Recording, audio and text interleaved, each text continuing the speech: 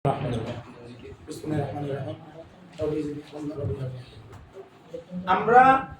আল্লাহর রহমতে জুবাইর হোসেনের উপর 10টা ক্লাস, কয়টা ক্লাস?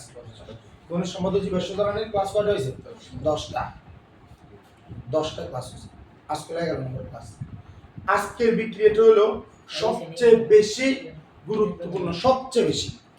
এই বিক্রিয়ার নাম হলো বইকে বিক্রিয়াটা হাফ দেওয়া আছে আর হাফ দেওয়া নেই, কিন্তু আমাদেরকে এটা ফুল করতে হবে, ফুল করতে হবে। এই বিক্রিয়ার নাম এটা আসবে ফুলে আসবে ডিকার্বক্সিলেশন। নাম কি? এতদিন পর্যন্ত তোদের সাথে হাসি ঠাট্টা করছি, আজকে থেকে আসল যুবরসন শুরু। আজকে থেকে আসল এতদিন ধরে হচ্ছে হাসি ঠাট্টা এগুলা, আজকে থেকে সিরিয়াস। ডিকার্বক্সিলেশন, কার্বক্সিলেশন মানে কি? কার্বক্সিলেশন মানে হলো কার্বনের মানে বিক্রিয়াতে কার্বন সংখ্যা বাড়ানো, বিক্রিয়া শেষে কার্বন সংখ্যা। কার্বক্সিলেশন মানে কি? ক্লোরিনেশন মানে হলো বিক্রিয়া শেষে ক্লোরিন সংখ্যা বাড়ানো, আর কার্বক্সিলেশন মানে হলো বিক্রিয়া শেষে কার্বন সংখ্যা বাড়ানো। কিন্তু আমরা তো কার্বক্সিলেশন বললাম না, আমরা বলছি ডিকার্বক্সিলেশন। তাহলে কি কার্বন সংখ্যা বাড়ানো হবে না কমানো হবে? ডিকার্বক্সিলেশন মানে কি? ডিকার্বক্সিলেশন মানে কি? খুব ভালো করে খেয়াল করো। জৈব অ্যাসিড, একটা জৈব অ্যাসিড নিচ্ছি 2 কার্বনের CH3COOH। খুব মনোযোগ, খুব মনোযোগ। এই জৈব অ্যাসিড এটার নাম হলো ভিনেগার, এটা 10% 6 থেকে 10% জলীয় দ্রবণ। এটার নাম হলো অ্যাসিটিক অ্যাসিড, এটার নাম হলো ইথানোয়িক অ্যাসিড। কার্বন সংখ্যা 2টা, তাহলে ইথ। কার্বক্সিলিক অ্যাসিড, তাহলে ওই। কথা বোঝা গেছে? সব কথাই বুঝেছ। বিক্রিয়া করবে কস্টিক সোডা বা কস্টিক পটাশ। যেখানে তুই দিতে পারবি কস্টিক সোডা, সেখানে তুই দিতে পারবি কস্টিক পটাশ, মানে KOH। যদি তোর বিক্রিয়াটা NOH না KOH দেয়, তুই ঘাবড়ে যাবি। কস্টিক সোডা জায়গায় কে দিছি? সমস্যা নেই। কস্টিক সোডার ধর্ম যা, কস্টিক পটাশের ধর্ম তা। এটা হলো সোডিয়াম হাইড্রোক্সাইড বা ক্ষার বা কস্টিক সোডা। সোডিয়াম দ্বারা সোডাটা আসছে। আর এটা হলো কস্টিক পটাশ, পটাশিয়াম থেকে পটাশ। এখন আমাদের দরকার নেই দিচ্ছি। আচ্ছা, এটাও দিচ্ছি। ধর এখানে কার্বন সংখ্যা 3টে দিলাম, C2H5 COOH, ঠিক আছে? 2টা বিক্রিয়া একসাথে চালিয়ে দিয়েছি। এটার সাথে বিক্রিয়া দিলাম KOH, মানে কস্টিক পটাশ। জৈব অ্যাসিড প্লাস ক্ষার, অ্যাসিড প্লাস ক্ষার, অ্যাসিড প্লাস ক্ষার, অ্যাসিড প্লাস ক্ষার, তাহলে কি উৎপন্ন হবে? লবণ পানি। Very good. কি উৎপন্ন হবে? লবণ আর পানি উৎপন্ন হবে। তো আমরা জানি অ্যাসিডের H আর ক্ষারের OH, এটা মিলে তো পানি। তাহলে আমার H আর OH মিলে গিয়া, H আর OH মিলে গিয়া পানি। H আর OH মিলে কি? পানি। H আর OH মিলে এই ব্যাপারটা কেউ আসছে বুঝো নাই? কেউ আছে এই ব্যাপারটা বুঝো নাই? এটা বোঝা গেছে? তাহলে বাকি কি আছে? বাকি কি আছে? লবণ। কি আছে? লবণ। তাহলে লবণ কোনটা? লবণ কোনটা? এই দেখ CC-COO আর হলো কি সরি আর কি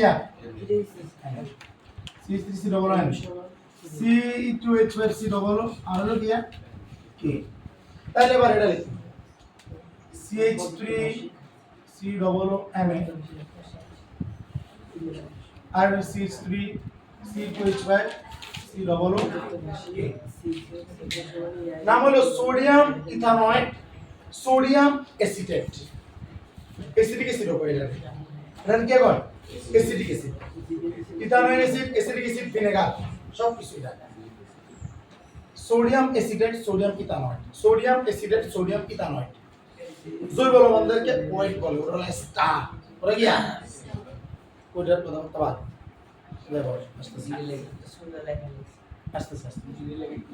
সোডিয়াম অ্যাসিটেট বা সোডিয়াম ইথানয়েড। পটাশিয়াম প্রোপানয়েড, কার্বন সংখ্যা 3, তাহলে প্রোপিন। তাহলে আর এটা হলো ওইক অ্যাসিড থেকে আসছে, প্রোপানয়িক অ্যাসিড থেকে প্রোপানয়েড মানে লবণ। সোডিয়াম ইথানয়েড আর এটা হলো পটাশিয়াম প্রোপানয়েড। এখানে পটাশিয়াম থাকলে তো পটাশিয়াম অ্যাসিটেট, পটাশিয়াম ইথানয়েড। এখানে সোডিয়াম থাকলে তো সোডিয়াম প্রোপানয়েড, সোডিয়াম প্রোপানয়েড। কথা বোঝা গেছে? তাহলে প্রোপানয়েড ইথানয়েড, সোডিয়াম থাকলে সোডিয়াম ইথানয়েড, পটাশিয়াম থাকলে পটাশিয়াম ইথানয়েড, সোডিয়াম থাকলে সোডিয়াম প্রোপানয়েড, পটাশিয়াম থাকলে পটাশিয়াম প্রোপানয়েড। কথা বোঝা গেছে? এখন বইতে উপরে বিক্রিয়াটা দেয় না, আসলে অনুশীলনী প্রশ্ন। এটা হলো ফার্স্ট পার্ট, বোঝা গেছে? অ্যাসিড থেকে কি বেশি লবণ বেশি, পানি বেশি। কথা ক্লিয়ার? তোমরা আপত্তি আছে জানেন? শরম লাগে কারণ লজ্জা। এবার এই CH3C ডবল আমি লবণ এটা, আর এখানে C2H5C ডবল কে লবণ এটা। এটার সাথে আবার কস্টিক সোডা থাকলে কস্টিক সোডা, কস্টিক পটাশ থাকলে কস্টিক পটাশ বিক্রিয়া করতে হবে। কথা বুঝছস? তুই প্রথমে একজনের ভাই যে উঠছস, তুই সময় বিপদ আসছিলি, এটা তো 10টা মনে যাবেন নাই, এ হইছে যে খালা আমরা ভাইতাম তুই বেশ্বরের মতো হরে দিলে যাবি, এটা সম্ভব নাই। তুই বিপদ হচ্ছে এখানে তো বেশ্বরের মতো গেলে তাহলে অন্তর কি চলে যাবে নাকি? হ্যাঁ এনে যাই দেবে ললিপপ অন্তত ছোট ভাই চিকেন লাই, ঠিক আছে আমি ব্যাগ লই যাই। এখন দেখ এই কস্টিক সোডা বা কস্টিক পটাশ এরা এখন আর কি করবে না, লজ্জা শরমের কারণে আর একা যাবে না, তুমি যেন আমি করতে না যেতাম, ঠিক আছে? তো কথা আমার লগে করে আড়া, আমাকে করে আড়া।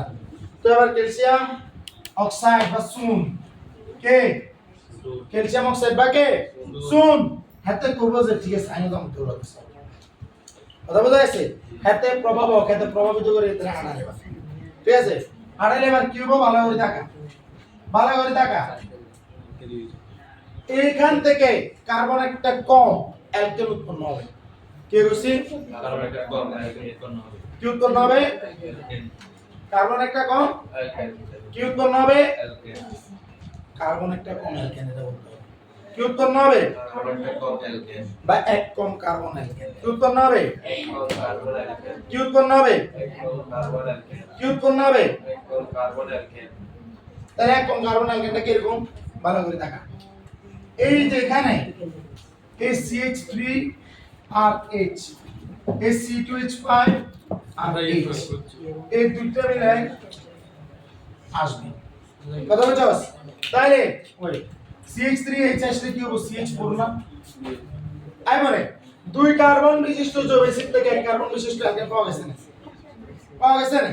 দুই কার্বন বিশিষ্ট তিন কার্বন বিশিষ্ট যৌগ এসিড থেকে এখন এখানে পাওয়া গেছে C2H6, দুই কার্বন বিশিষ্ট অ্যালকেন পাওয়া গেছে। তিন কার্বন যৌগ এসিড এক কম কার্বন অ্যালকেন, মানে কি দুই কার্বন অ্যালকেন। দুই কার্বন বিশিষ্ট যৌগ এসিড এক কম কার্বন অ্যালকেন, মানে কি মিথেন। বুঝা গেছে? বাকি দেখবো কি আয়, বাকি যেটা থাকবো এটার নাম হলো কি, ভালো করে থাকা। এই দেখ C double O double K O, মানে কি ডবল কে মানে K2, সি ডবল ও আবার হাইড্রোক্সিন তাহলে K2CO3। এই দেখ সি ডবল ও NaO কি হলো, সি ডবল ও আর কি হলো মানে কত CO3 আর সোডিয়াম দুগা তাহলে Na2CO3। রক সল্ট নাম কি? Rock salt. সোডিয়াম কার্বনেট নাম কি? রক সল্ট বা সোডা অ্যাশ বা গিয়া সোডা অ্যাশ বা রক সল্ট বা সোডিয়াম কার্বনেট। আর পটাশিয়াম কার্বনেট বা গিয়া বা পটাশিয়াম কার্বনেট। কথা বোঝা গেছে? তাহলে এখানে যদি সোডিয়াম হাইড্রোক্সাইড দিতাম তাহলে কি এটা এরকম হতো। কথা বোঝা গেছে? তাহলে আমার কার্বন একটা কম অ্যালকেন পাওয়া গেছে। তাহলে ডিকার্বক্সিলেশন বিক্রিয়া হলো সেটা যেখান থেকে যৌগ এসিড থেকে এক কম কার্বন বিশিষ্ট অ্যালকেন পাওয়া যায়। আমার সাথে মুখোমুখি বল, ডিকার্বক্সিলেশন বিক্রিয়া সেটা যেখান থেকে যেখানে যৌগ এসিড থেকে এক কম কার্বন বিশিষ্ট অ্যালকেন পাওয়া যায়। ডিকার্বক্সিলেশন বিক্রিয়া মানে যৌগ এসিড থেকে এক কম কার্বন অ্যালকেন। ডিকার্বক্সিলেশন বিক্রিয়া মানে যৌগ এসিড থেকে এক কম কার্বন অ্যালকেন। ডিকার্বক্সিলেশন বিক্রিয়া মানে যৌগ এসিড থেকে এক কম কার্বন অ্যালকেন। এবার তোর পরীক্ষার হলো তো প্রথমটা দিল না, তাহলে ওই যে তুই জানিস কার্বন ইন তিন এর পর দুগা হাইড্রোজেন, অর্থাৎ ডিকার্বক্সিলেশন মানে এক কম কার্বন অ্যালকেন। ডিকার্বক্সিলেশন মানে এক কম কার্বন অ্যালকেন ডিকার্বক্সিলেশন মানে এক কম কার্বন অ্যালকেন তাহলে বোঝা গেছে ডিকার্বক্সিলেশন মানে এক কম কার্বন ডিকার্বক্সিলেশন মানে এক কম কার্বন অ্যালকেন এটা ক্লিয়ার তাহলে তো প্রথমে তিন ইয়া দেখাইছে না কয় কার্বন দেখাইছে দুই কার্বন আর তিন কার্বন জৈব সিরিজ এক কম কার্বন দুই থেকে এক কম কার্বন এক মিথেন তিন কার্বন থেকে এক কম কার্বন দুই মিথেন কথা ক্লিয়ার বিক্রিয়াটা সহজ না ইজি কষ্ট দিব খুব ইম্পর্টেন্ট খুব ইম্পর্টেন্ট ইন্টারমিডিয়েট হওয়া যাই সুন্দর করি ইয়ার লেখালে 3 4 5 কার্বন আর কোনো করি নি পন্ডতুল করে নিয়ে গিয়ে তুলি লেবে আসসালামু আলাইকুম ওয়া রাহমাতুল্লাহ